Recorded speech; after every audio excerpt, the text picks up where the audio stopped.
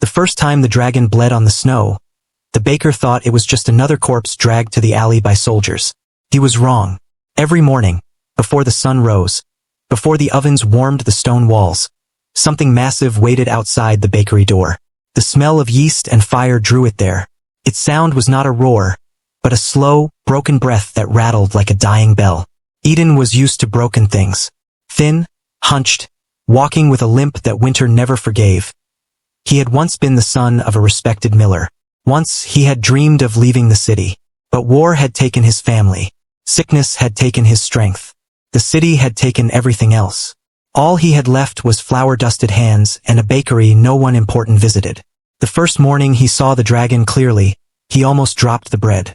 It lay curled beside the wall, scales cracked and dull, a wing bent at an impossible angle. Chains of old iron clung to its neck, burned black by fire. One golden eye was blind. The other watched Edin, not with hunger, not with rage, only fear.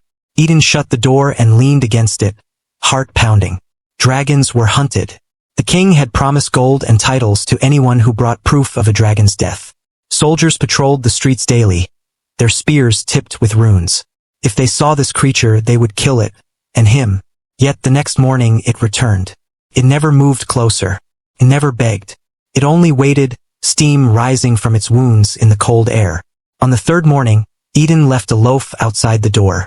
The dragon sniffed the bread, then tore it carefully, as if afraid it might vanish. When it finished, it bowed its massive head once, not in dominance, but in thanks. Days passed. Rumors spread of a monster near the Baker Street. Customers stopped coming. Stones struck Edin's windows at night. Soldiers questioned neighbors. Still, every dawn the dragon waited. Edin began baking earlier. He wrapped the bread in cloth so it would stay warm. He noticed the dragon's breathing grew steadier. The wounds did not heal, but they stopped bleeding. One morning, Edin whispered, "They'll kill you." The dragon made a low sound from its chest. Not anger, but grief. That night, Edin dreamed of fire and chains, of a dragon bound beneath banners bearing the king's crest. He woke shaking, understanding blooming like pain. This dragon had been enslaved. The soldiers came at dawn. Steel boots echoed down the street. Edin saw them through the window, saw the captain's cruel smile. He opened the door before they could knock. "There's nothing here," Edin said. The captain pushed past him. The dragon rose slowly, wing dragging, fire flickering weakly between broken teeth. Spears lowered, runes glowing. "Kill it," the captain ordered. The dragon did not fight. It lowered its head. Edin stepped in front of it. "I won't move," he said, voice trembling. The captain laughed. "Then you die with it." At that moment the dragon spoke. Not with sound, but with memory. Edin saw cities burning, not from rage but from grief. Dragons bound, harvested for fire, slaughtered when they broke. This dragon had refused to obey, refused to harm children, refused to carry out the king's cruelty. The captain faltered. "What is it doing?" a soldier whispered.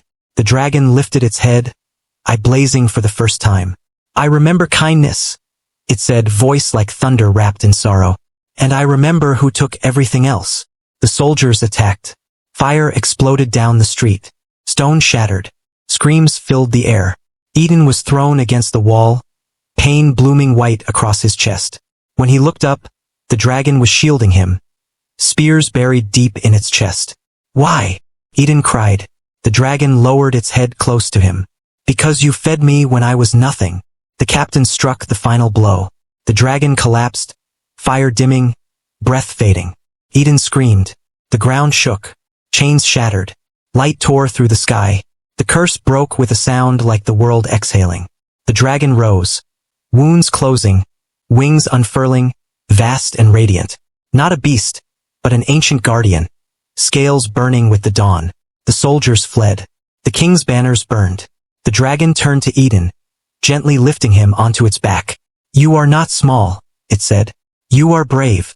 They left the city as bells rang in terror. From that day on, dragons were no longer hunted. And in a quiet valley, a bakery still burns its ovens at dawn. Because kindness, even in crumbs, can change the fate of the world. Please follow my channel for more videos. One click from you can change my life.